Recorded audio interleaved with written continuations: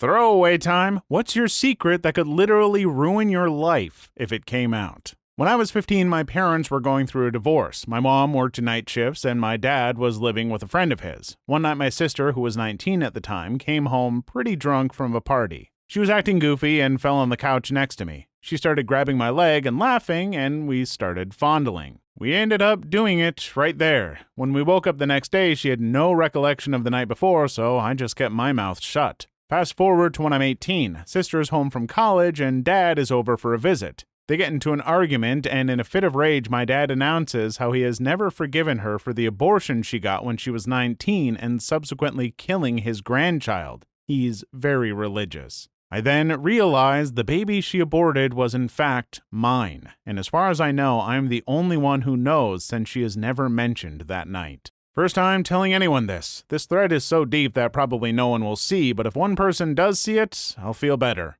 I am basically living a lie. I told my entire family I was able to transfer out of community college and into a university, but I never finished up the requirements. So since I live at home, every day instead of going to school, I go to the local library and BS. My lies are so extensive, I even go to the campus and meet my girlfriend for lunch sometimes. I've made fake transcripts to show my family, and to make it look like I'm actually studying, I go to MIT OpenCourseWare to look up facts that I learned in class that day. I have become a remarkable liar. I hope to be transferring in the fall, and then I look forward to living a normal life. Coming clean is not an option at this point.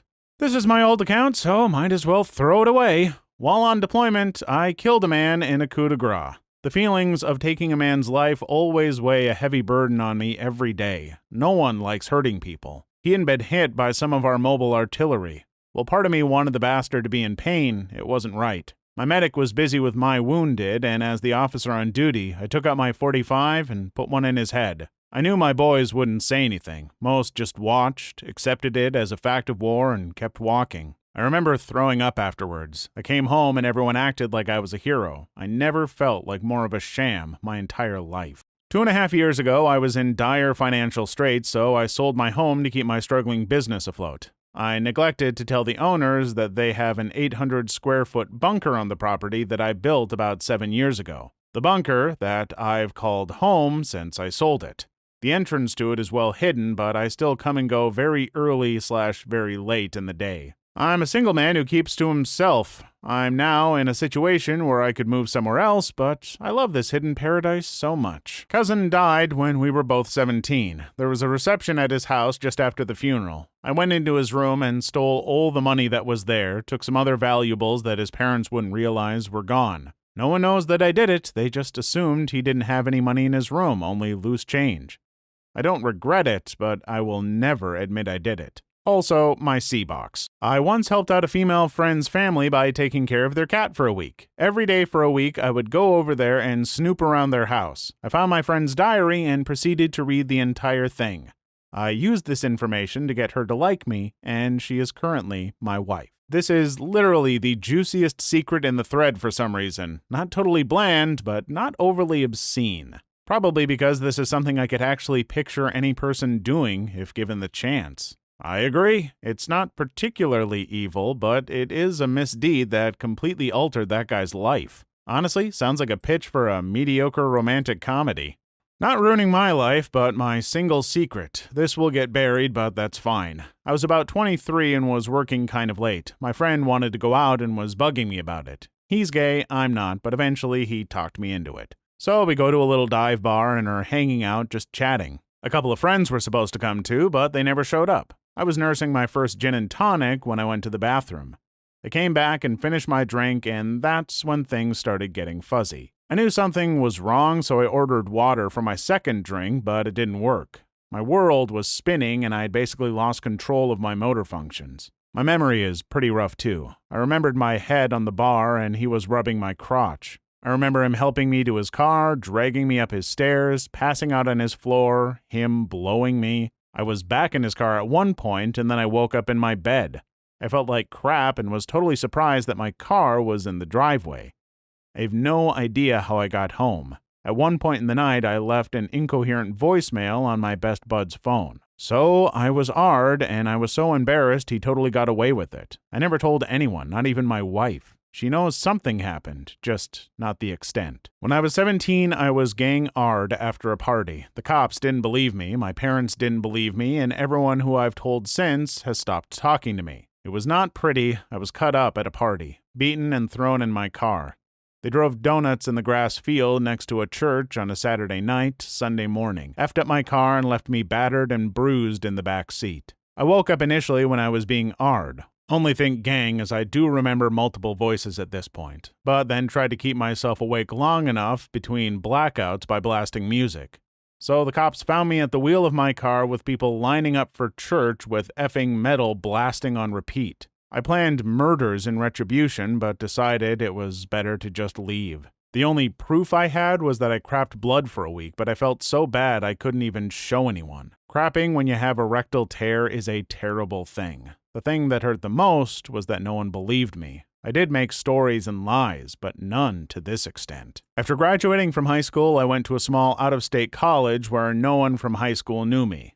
I was told many times how impressive my false Australian accent was, so I decided it would be great fun to go through college pretending to be from Australia. All of my friends and even my girlfriend of 2 years think I'm Australian. I have a completely fake Australian identity, family, and past. I will soon be graduating and I plan on asking the girl to marry me. Everything she knows about me is Australian. I don't know how to tell her she doesn't really know me. Guess I'm forever a bloke.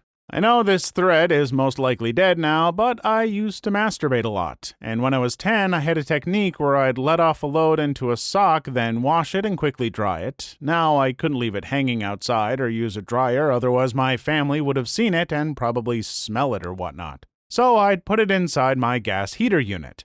Unfortunately, my sock had caught on fire inside the unit, blew it up, and set my house on fire. Only my brother was home at the time and he managed to survive. The house did not. For 5 years, we stayed from caravan park to caravan park whilst we waited for confirmation that it was not arson and we could receive an insurance payout. We eventually did and scraped together money to start rebuilding the house. The house is still being rebuilt to this day, and it shames me any time I have to visit my parents living in a tiny mobile home where my backyard once was. The story I tell is that my first kiss was 9 years ago when I was 14 with my now fiancé. False. When I was 13, I babysat an 8-year-old boy. His parents were very open and he was very aware. I caught him watching porn a couple of times. From the start, he was very aggressive, always grabbing me and trying to kiss me.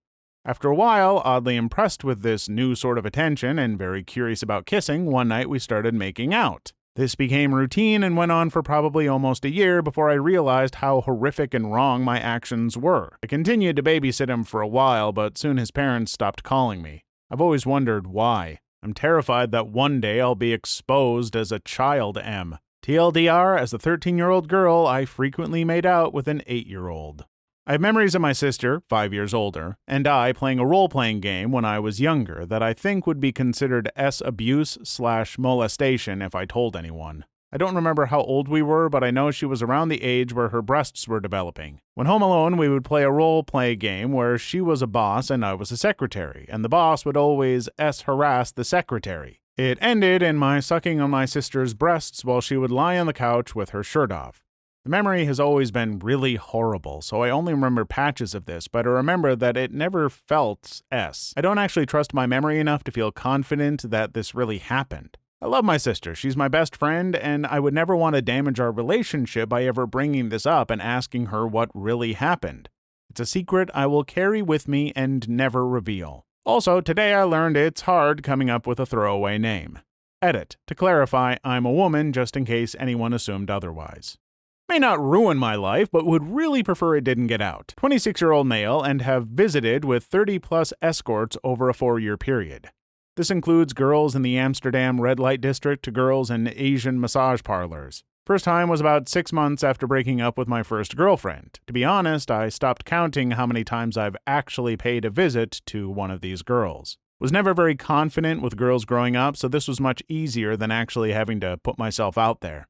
I guess I'm actually fairly good looking and have much more confidence now. It's only in the last couple years that I've come to realize how easy it is to attract girls and sadly recall how much time and money I've wasted on escorts. Been almost a year since I last made a visit. Edit. Did a rough count, placed the number roughly around 34 different girls. Surely I'm forgetting some. With a going rate of $200 to $300 each time, well, it makes me sick to do that math on that one, but probably close to $10,000 total. Some of these girls I saw 2 to 3 times at most. At least it provides me with more motivation to keep away from this hobby. That I've been considering suicide for the past few months. My friends know I'm going through a rough time, but if they knew I've come so close to actually killing myself, everyone would see me differently. The only way they would know if it was already done. I don't want them to think of me like that if I do decide to continue living, so I haven't told anyone that knows me. I'm sure there are plenty of others in similar situations. This will probably never be seen by anyone, but F it. My father once owned a cat who loved to suck our earlobes for whatever reason. About half a decade ago, my father left me alone in his apartment with his cat, and I don't know exactly why, but I just grabbed the cat, went in the bathroom with it, laid on my back, put it on my chest, and let it suck my earlobes while masturbating. I find myself effing disgusting when I think about it, but I still think that it was one of my best faps. IT guy here. It's amazing what people will do on their computers and say in their emails despite having to sign a waiver that all computer activity at work is monitored and recorded. I have half the company's banking, social media, and personal email account info and passwords. I know who is secretly banging who at the office behind their spouse's backs. I know who is currently cybering at work and jerking it in the bathroom almost daily. At least they tell their S-chat partners they're running off to the bathroom to jerk it. Haven't felt the need to check the validity of that one. I know when people are having marital problems, financial problems. I even know one person here had their children taken away because a social worker found cocaine in their house. I know who is embezzling money. I know when people get fired for completely BS reasons, like they just want to replace them with someone younger and nicer on the eyes. And I know who my boss is buying Xanax and Vicodins from. Basically, I have a treasure trove of my coworkers' secrets. I won't actively do anything with this info, but it's nice knowing I have the ammunition there if something were to ever happen. I lose sleep every night because I feel like I was a crappy brother. My younger sibling is 5 years younger than me, and I always felt like I was a crappy role model and terrible example to him. I treated him like crap, and I really hindered his childhood. Now he's one of my best friends, but we both know it happened, and I can never forgive myself. Yeah, I see people confessing worse crap like near suicide and C boxes. That was really effed up, effing Reddit. But it doesn't mean that it doesn't affect me. I love my brother and I would take a bullet for him, but not a day goes by where I wish I could go back in time and change how I treated him. I don't believe in regrets, but this will always be looming over my shoulders. Thanks for reading, Reddit. I have been doing it with my cousin since I was 18, on and off for about 3 years. The worst part about it is that she is severely bipolar, hyper-S, and on disability, probably for life. It's consensual and she wants to do it more often, but I know I'm making things worse as opposed to helping her live a normal life. I think I first rationalized it as being a way to comfort and offer her companionship. Everyone in my family tells me how great it is that I'm one of the few people who can get through to her and get her to listen. My great-uncle Jack used to live with my family. One day he got drunk and had a bad fall that ended up causing him to bleed out. I ended up finding him. I was 14 at the time and had never seen such an awful sight, and lost consciousness due to all the blood. When I eventually recovered, I called the ambulance and stayed with my uncle. He died in the back of the ambulance, holding my hand. No one knows about what happened to me, and if they did, they would realize that I'm the reason he's dead. My father never had anything other than boys, and my mother always wanted a girl. Try as they might, they just had tons of boys. When I was 6, they adopted a girl of also 6. Everyone was pleased, and she was quickly included into the family by everyone, and we all took an immediate shine to her, especially me. We started to play doctor at 9. This progressed to fooling around by our early teens and into actual doing it shortly thereafter. We're both over 30 now. We do it whenever we see each other. We also like to pretend we are twins when we do it. We've both had our shares of girlfriends and boyfriends, but we always keep it up even while in those relationships. She's actually married now. We still do it about 2 times a month, more when the family gets together for holidays. I can't even imagine the bricks that would be shat if anyone ever found out. It's been close a few times, especially when we were younger, but nobody's ever caught on. I faked the last 2 years of college education. My parents put so much pressure on me I couldn't handle it. I was suffering from severe depression and anxiety, so I faked it all, lied to everyone, made up fake transcripts. I just got my foot in the door in my desired field thanks to a friend as they hired me as a subordinate. This place only hires college grads, but no one double-checked my credentials since I was recommended. My hopes is that if I need to find another job, I'll have been at this place long enough to get it by experience alone. I work for a very prestigious company. I'm not bad at my job, I'm actually quite good, but my fear is eventually I'll hit a wall and the lie will come to light. No one has known this for the better part of a decade. It's a relief to finally say it out loud. I can't even tell those I love. I used to do heroin. A lot. I got clean. I'm not in a crappy relationship where my boyfriend manipulates me into doing whatever effed up BS he wants, and I know this is happening, but I don't care because I figure I'm lucky to have a place to live and someone to pay the bills. He makes me do weird S crap that I hate, like suck mass amounts of C for random guys he met on the internet. This is because I told him about all the effed up crap I used to do to get drugs, because obviously I liked it, or else why would I do it? He is also convinced to be a prostitute on 2 separate occasions. I can't stand being touched by anyone anymore. I hate doing it. I want to die. I just bought some heroin. I haven't decided if I'm going to start using again or just go ahead and OD. I have no goals in life. There's literally nothing I want out of life other than heroin. I'm just effed. Luckily, no one will ever see this because this thread has exploded. I've been planning my suicide for roughly 6 weeks now. I just can't hack it anymore. My family disintegrated, my marriage is a bust, and I was disabled by an IED while deployed. I wasted the last 5 years of my life drinking and being angry at everything. Not to make excuses or anything, but my physical being isn't all that is disabled due to deployment. I can't love anything at all anymore. To make this more relevant, the IED was my fault. I fell asleep while being the front gunner for our convoy. No one knows. I was awarded a CAB and a Purple Heart. Have you considered seeing a counselor and asking about PTSD or different types of depression? You went over there and did something that most Americans aren't willing to do. I don't care if you feel like you effed up. As a civilian, I truly believe you're still a good person. I sincerely hope you go see someone ASAP. If you can take 6 weeks to plan something so terrible, you can definitely take 6 more weeks to do something that can potentially be amazing. See a different therapist every week until you find one with promise. Please. If you feel like talking, I'm a good listener. This wouldn't ruin my life, but back in middle school, me and a friend in our building were standing outside. Our street was being repaved. We noticed the workers all left for lunch, so my friend said, "Hey, let's go sit in the steamroller." Being young and dumb, we did. So we go and realize the keys are still on. My friend was like, "Hey, let's drive it." Well, having never driven a steamroller, we didn't know that it's the back that turns, so he started it up and we started going down the street he's driving. I'm just riding along. Next thing I know, we are losing control and we crash into some old guy's living room. The old man was sitting there watching TV. All we could do was just run, and we booked it and left. Told my parents I was over at a friend's house, and we didn't come back to our neighborhood till later on. Come to find out, the cops have been going house to house looking for us. My parents were like, "What stupid kid could have done this?" The old man whose house we crashed into only got a basic description of my friend, but not me. There were wanted posters with a $20,000 reward for my friend, but the picture looked nothing like him. After about 3 months, the posters went away, and we were never caught. We never told anyone. I had a fraternity brother who was a real D to me in college and hazed the crap out of me. Back then, you could log into the registration system to sign up for classes. He was a senior, so he got first pick of the classes he wanted. This was right when the internet was becoming popular, and back then, a person's login was their name and their PIN was their birthday. I logged into his account and dropped all of his classes 3 days after they started. He did not find out until midterms when the professors submitted his grades. They refunded his money, but he had to spend an extra semester in college. Second story. I do not have a lot of confidence and can never ask girls out. I met my current wife by installing a keystroke logger on her computer and intercepting Facebook messages and chats with her friends until I confirmed she liked me. That way I knew exactly how to approach her.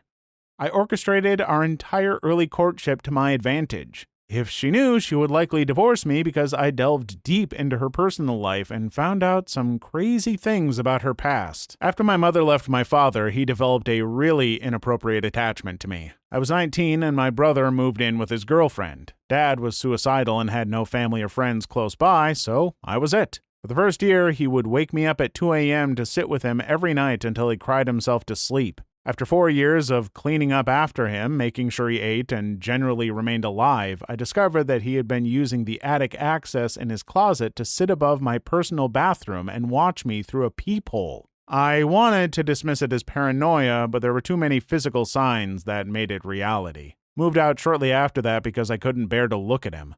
I'm 29 now, and no one in my family has any idea that this ever happened. I know that he was going through a rough patch, but I feel violated and dirty every time I think about it still. I also have huge amounts of guilt because I hate him for putting me through it. Had serious depression my whole life. 3 minor suicide attempts, countless other thoughts of just stepping on the gas pedal and slamming into a wall. Lost my job a couple years back and hit an all-time low. Took a crappy job at a grocery store. Found out my wife was pregnant and thought the best thing for her and the baby would be for me to not be around anymore. On my last day I plan to live, my wife tells me our baby is the size of a sweet pea. I smiled and act happy knowing I will never see that sweet pea. Go to work in the morning and near the end of my shift I'm standing in the frozen department and am near tears. Close my eyes and ask myself what's the point time to end this. Then I hear someone yell my wife's name loud, twice. I look over and see a lady who happened to have my wife's name. Okay, just a coincidence. Then I look down and see I'm holding a box of sweet peas. I start crying and go home. Tell me everything. Got the help I need. The sweet pea is 2 now and has a sister on the way. I live my life for them. They saved me. Just remember that no matter how bad it gets, there are people out there who love you and want to help. Don't be afraid to ask. Be strong, Reddit, and stay alive for the ones that love you. When I was about 12, I went with some family to the Family Dollar. My mother and cousins went off to go look at generic groceries, so I decided I would spend my time hanging out in the toy aisle. In the toy aisle, there would always be these bags of marbles that other kids would open and leave laying there, so I decided to fling marbles across the floor. And one just happened to reach one of the far-off aisles. So about 2 minutes later, I heard a loud crash and someone scream, "Somebody help this man!" Being the curious child I was, I ran over to see what the commotion was about, and I find everyone gathered around this guy who had seemed to have fallen from the ladder as he was getting something off the top shelf. The guy is seizing out and blood is coming from his head as he laid there, and his face seemed to be turning blue. My mother whisked me and my cousins away, and we left. Next time we went, we talked to the front cashier, and she said that they called the paramedics, but by the time they got there, he had died from choking. Apparently, when he had the seizure, he was choking on his own tongue. The cause for the fall, according to the front cashier, was that he had put the ladder on a marble and didn't check it before he got on. When I heard what the cashier said, I just stood in disbelief thinking I was going to jail. I tried telling my mother many times, but all she did was say that I imagined it. TLDR, killed a man with a marble in a Family Dollar. I've never attempted to kill myself, and I doubt I ever will, but I just want to die. I'm an incredibly happy guy, odd enough. I truthfully am happy, but whenever I think about getting shot or getting cancer, I get a little excited. I wish I was one of those deaths on the news. Shoot, I'd love to take someone's place. They want to be here more than me. I'll never actually kill myself, even if it's just for the sake of others who need me. But I can't stop wishing that someone else would kill me. I'm done being here. I'm done dealing with the crap. I'm just burnt out, and I don't want to be here anymore. I'm now finished my first year of university. In the fall, my funds quickly dried up, even though my parents earned a combined salary of about $200,000 a year. My brother became the talk of our tiny town because he had earned a full ride to play lacrosse in the USA. I'm Canadian. My parents spend every penny on making sure he is properly tutored in the right equipment, and though I am sincerely overjoyed for him, this year changed my life. So by November, all my credit was gone. I worked every single day on top of school, but I still could barely afford phone bills. I stole food from roommates and grocery stores when I got the chance. When things got real bad, I put an ad on Craigslist. I sold the biggest part of myself for the paper nasty men had in their back pockets. It was the worst I have ever felt, as I was abused when I was younger, and even doing it with my boyfriend is difficult to handle emotionally. I advertised essentially to older men, married men, and everyone in between. My biggest fear is that anyone in my family or my boyfriend of 2 years will find out about this disgusting chapter in my life. It dropped me into severe depression, which I still take medication for. I cry when I think about going back this September. Please leave your story in the comments. I would love to make a video on them in the future. Also, don't forget to like and subscribe.